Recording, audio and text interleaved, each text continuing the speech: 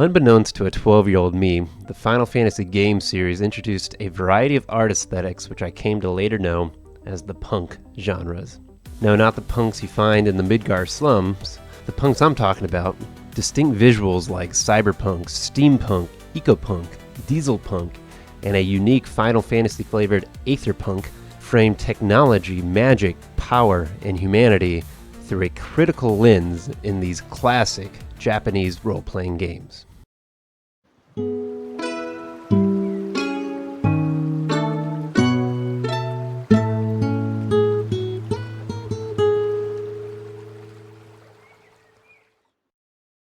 At the time, I was blissfully unaware of the impression these games were leaving on me.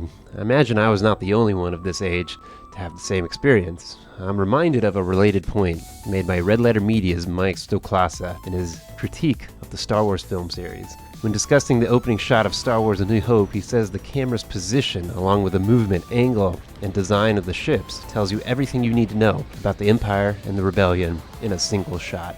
The low angle implies dominance, and the length of the Star Destroyer implies the long reach of the Empire. We've all seen it, but maybe we never thought about it. Stoklasa quips, "You didn't notice, but your brain did." Some so subtle you might not have even noticed, but your brain did. Playing Final Fantasy as a child did the same to me. Only now, as an adult, have I become aware of what my brain did long ago. The art of Final Fantasy shaped how I viewed not only the stories of their worlds, but also mine. If you haven't played them yet, you should. And you may be confused by parts of this video if you aren't familiar with them. But don't be intimidated by the excessive chronology and numbering. Each Final Fantasy iteration is a self-contained story, which means you can start wherever you want. And don't worry, I won't be spoiling much here. If you didn't already know, the Final Fantasy game series dreams really big. The stories are rich, the characters complex, the world building immense, all aided by distinct punk visuals. These art styles are some of the best examples of the punk genres in media, not just by aesthetics, but because they also exemplify these genres' social, environmental, and political commentaries. In this taxonomical analysis of Final Fantasy punk art, the most prominent punk is Aetherpunk. Ether.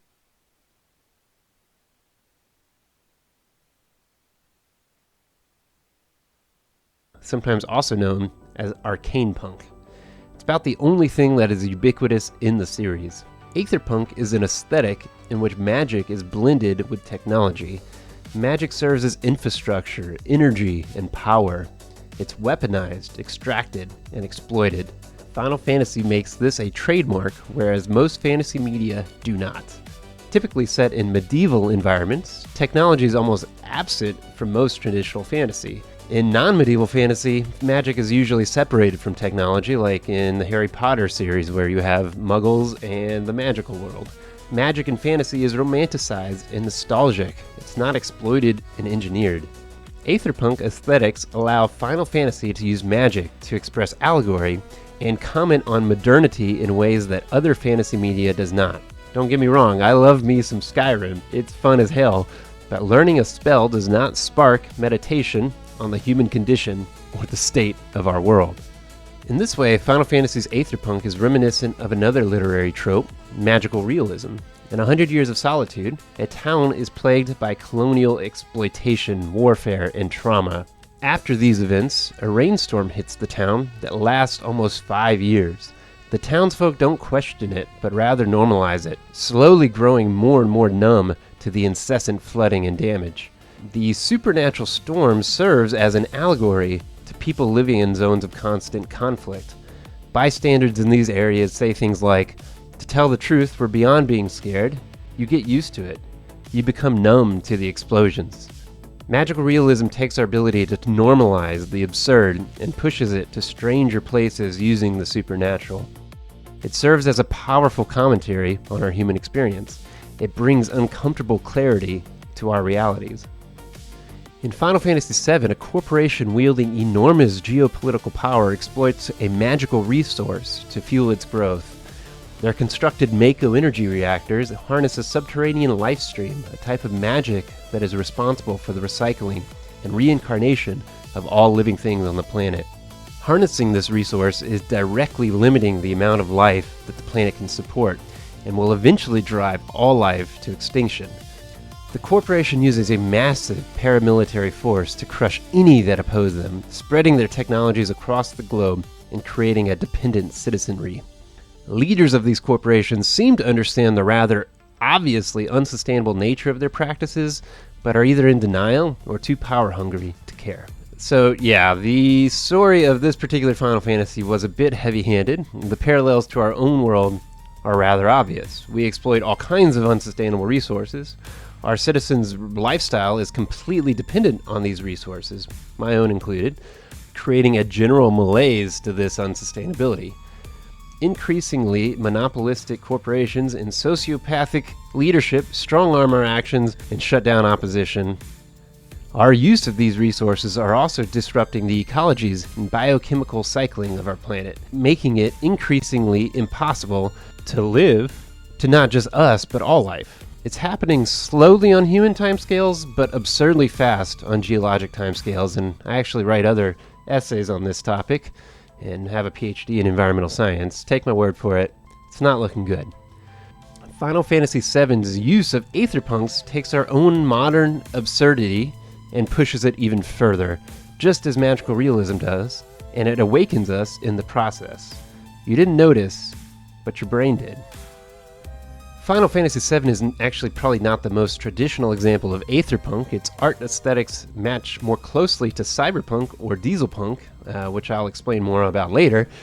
But just about every Final Fantasy game uses Aetherpunk to create allegory and metaphor.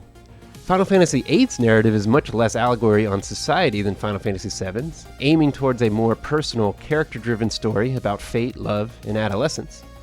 Even within that scope, though, our characters act as institutional mercenaries who are trained to use magical entities, guardian forces they're called, that cause amnesia. All of our main characters lose their memory of their childhoods in the process. So even in another game that doesn't match the Aetherpunk aesthetic, we get a thematic commentary about how institutions, particularly military ones, can strip away the identities of those they train. And once again, magic is being used to push a modern commentary to an extreme place in a similar way as magical realism. Final Fantasy IX's Aetherpunk is trickier. That's because Final Fantasy IX starts with a medieval setting, and there's very little technology. Even within that aesthetic, though, magic is being harnessed to create weapons that fuel military expansionism of one of the kingdoms. As the story progresses, however, technology also ramps up. We see airships powered by magic. There are clones, magical created artificial life forms, dying planets attempting interplanetary colonization using a giant terraforming tree. Terraforming. No pun intended. Yeah, shit gets weird compared to where it starts, which is also another Final Fantasy series staple. Modern allegory exists within this Aetherpunk of Final Fantasy IX, but it is less prominent due to the more medieval setting initially. However, Final Fantasy IX's blending of magic and technology is perhaps the most poignant of the series in expressing the human condition. Final Fantasy IX's best and most supremely Aetherpunk character is Vivi. How can you not love this little dude? Vivi is a mass-produced artificial lifeform animated by magic for the purposes of warfare. Initially a mindless automaton, but slowly gaining consciousness. Think Pinocchio meets the Iron Giant meets Westworld. It's a fascinating character that explores purpose, meaning, existential crisis, mortality, connection, companionship, all of the things that philosophical minds like ours dwell on and struggle with. It's probably the most tattooed Final Fantasy character I've ever seen. Vivi really seems to leave a mark on people. Yeah, these puns are really starting to get out of hand. But the main point here is that such a fascinating character could only have been dreamt up with the Aetherpunk theme of blending magic with technology. It really is a big part of what makes Final Fantasy so special. Final Fantasy X, you know what, I better stop there for a second. You might have noticed here, 7, 8, 9, 10. Yeah, I'm mainly discussing the mainstream heyday of the Final Fantasy series. Though I've played many others, these are the ones I'll focus on for this video. It's not because the others aren't good, it's because these are the ones that had a formative impact on my adolescence. They are also the ones I have replayed the most and understand the best. If I've missed some amazing punk genre aspects in one of the other games, please feel free to let me know. I intend to replay all of them, and I will perhaps make a companion video about their thematic elements. Maybe nothing punky, maybe something punky, not sure yet. Anyways, in contrast to the other games of the series, Final Fantasy X does separate magic and technology, and is distinctly anti-Aetherpunk in this way. This separation, though, paves the way to showcasing another punk genre, post-apocalyptic Ecopunk. It's important to note that the term Ecopunk and Solarpunk emerged in the late 2000s, whereas Final Fantasy X was published in 2001.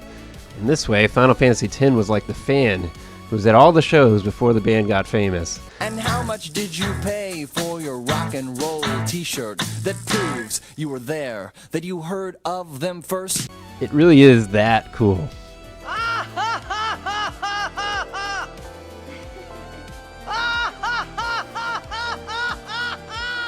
But before we continue our discussion, we should clarify the distinction between Ecopunk and Solarpunk. Ecopunk is generally depicted as a post-collapse society, one where unsustainable practices have led to catastrophe and people are forced into eco-friendly living. Civilization is rebounding and adapting within the ruins of what came before. Solarpunk, on the other hand, is people seeing catastrophe and collapse on the horizon and adopting changes to prevent it.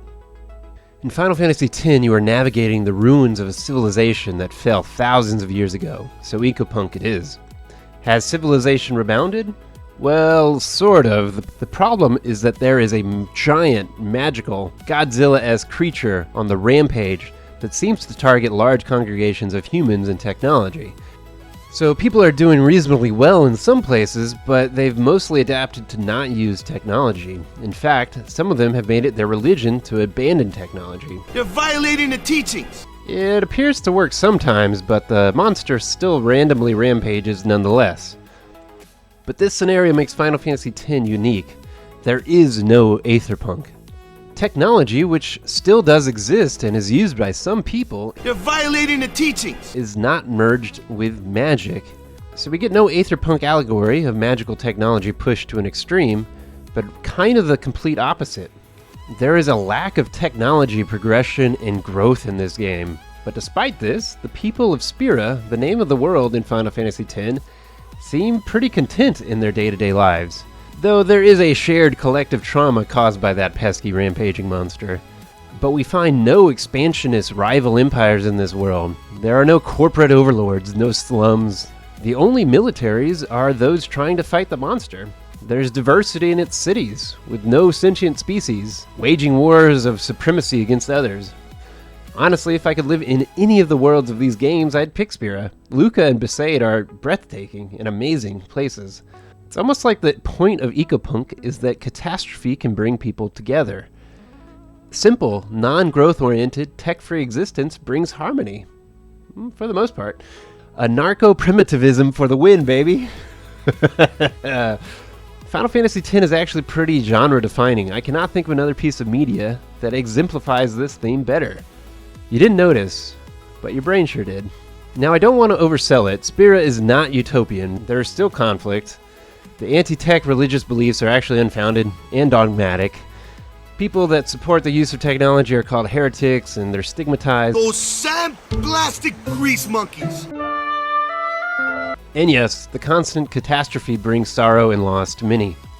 It would be nice if a civilization could embrace non-growth, technological restraints, and communal harmony without a giant rampaging monster and oppressive theocracy forcing the issue. Well, that would actually just be Solarpunk then, my personal favorite punk art. As far as I know, there is really only one small out-of-the-way town that exemplifies Solarpunk in Final Fantasy. Fisherman's Horizon. In Final Fantasy VIII, there are many minor factions, a few mercenary groups, and two global superpowers, Galbadia and Esther. These two major factions have been warring sporadically for some time, with everyone else caught in between. But along an old abandoned railway between the two superpowers, our main characters find a small town that was founded by scientists and engineers who were tired of the fighting. The town has voluntarily chosen to demilitarize, repurposing military equipment to fill civilian needs. They also completely rely on renewable energy, solar and wind power. It's the most utopian society we see in all of Final Fantasy, though with all the repurposed tech, it is a bit grimy and grungy looking. When our main characters arrive, though, so has the Galbanian army. And if not for our military intervention, Fisherman's Horizon would have been militarily occupied. Such is the tragedy of Solarpunk. If a society ever decided to live sustainably, peacefully, non-growth oriented, with few dominance hierarchies, well, an unsustainable, growth-based, and militaristic neighbor would probably just defeat them and write the history books afterwards. We've seen this happen to many indigenous cultures. It's happened in modern times too. It happened in revolutionary Catalonia, and the Makhovist free territories of Ukraine, and the Kurdish Rojava. The societies we live in today were the winners, the Goliaths that grew and consumed everything, the ones that wrote the history books. Are we the baddies? Fisherman's Horizon tells the same story. You didn't notice it, but your brain did. Well, shit kind of got dark there, sorry, but we might as well continue with another punk art genre that's got dark themes as well, which is cyberpunk. Often described as high-tech and low morals, a cyberpunk world is one where technology has corrupted humanity and usually destroyed the biosphere. Corporations control everything. People are expendable. Poverty is rampant. But there usually are some dope-ass neon lights and Japanese vibes, though. Final Fantasy VII's Shinra Corporation, as well as the city Midgar, along with its iconic slums beneath the rotting pizza, fit this description well. However, Final Fantasy VII's world is actually not that technologically advanced compared to other cyberpunk works. For example, Cyberpunk 2077 or Blade Runner. There's no artificial intelligence, no brain-computer interfaces, and no flying cars. Honestly, it's just kind of a shittier version of our own world. Elements of this game actually might fit better into a lesser-known art genre, Dieselpunk. Dieselpunk usually depicts World War-era military technology, sometimes with more mech suits than tanks. Final Fantasy VIII's Galbanian army actually sports this aesthetic pretty well. Final Fantasy VII's Junin does too. But beyond the aesthetic, Dieselpunk shares themes of uneven power distribution, brutality, environmental degradation, and oppression. Whereas in Cyberpunk, the root cause of dystopia is unchecked corporate power, Dieselpunk dystopias are due to unchecked totalitarian state power. The Shinra Corporation is uniquely both. It is a corporation that produces and sells energy at a massive scale, but it also runs the biggest global military and all the bureaucracy that goes along with it. The president of Shinra is not just a CEO, he's a political leader. So Final Fantasy VII has a unique blend of cyberpunk and dieselpunk and creates a very powerful and distinctive dystopia. The allegory to our own civilization, most of the power seems to be owned by corporations, we have slums adjacent to the wealthy, our biosphere is being ruined by exploitation. Hell, even the conflicts around the world are seeing increased use of corporate paramilitaries, like Russia's Wagner Group or the US's Blackwater. So the allegory to our own world fits really well. But because Final Fantasy VII unfurls a low-tech, diesel-punky version of cyberpunk, it makes that allegory hit us even harder. It resonates more deeply with our world than futuristic cyberpunk works, like Blade Runner or 2077. It's because Final Fantasy VII really is our world. I noticed this even when I was a kid playing the game. I grew up in Houston, and you would see regions of Houston that are unbelievably wealthy, and then you would cross a railroad track and you're pretty much in the ghetto. The Midgar slums felt very, very close to my own world. Every time I'd leave the city, you would see the sprawl of the city growing more and more. I'd see forests in the suburbs getting clear-cut to make room for a parking lot. Final Fantasy VII's imagery felt lodged in the back of my own mind as I learned more and more and saw more and more of my own world. I think this game will always be my favorite of the series, and it still leaves a mark on who I am today. And it probably did on you too. Well, we're almost done talking about all these punk arts, but I would be remiss if I didn't mention one of them, Steampunk. Rooted in Victorian aesthetics, Steampunk takes a rose-tinted view of the Age of Empires and gives it some cool gadgetry and brass gears. Most steampunk works are nostalgic of a time period when the reality was colonization, exploitation, ruthlessness, racism, and social hierarchies. The punk of steampunk has mostly been stripped out. I'm not the only one who's picked up on the lack of meaning behind most steampunk. The Steampunk Manifesto says the exact same thing. I should point out that there are exceptions, like Love, Death, and Robots' Good Hunting episode, where anti-colonialism is artfully expressed. In terms of Final Fantasy, Lindblom of Final Fantasy IX is the best example of steampunk in the series, and unfortunately, it's also a great example of the genre's hollowness.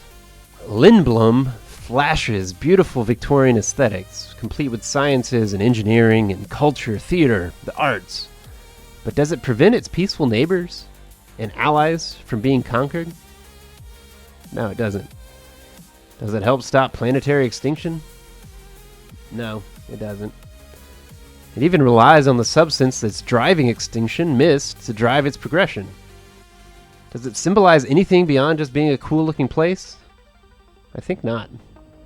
I also think that the creators of Final Fantasy understood this lack of significance very well, perhaps even choosing Lindblom as their example of steampunk because of it. They made the leader of Lindblom a weak, magically transformed bug, Sid the Oglop. He's a kind and nice and well-meaning leader, but is ultimately hopeless and helpless to curtail the ruthless progressions that are at hand.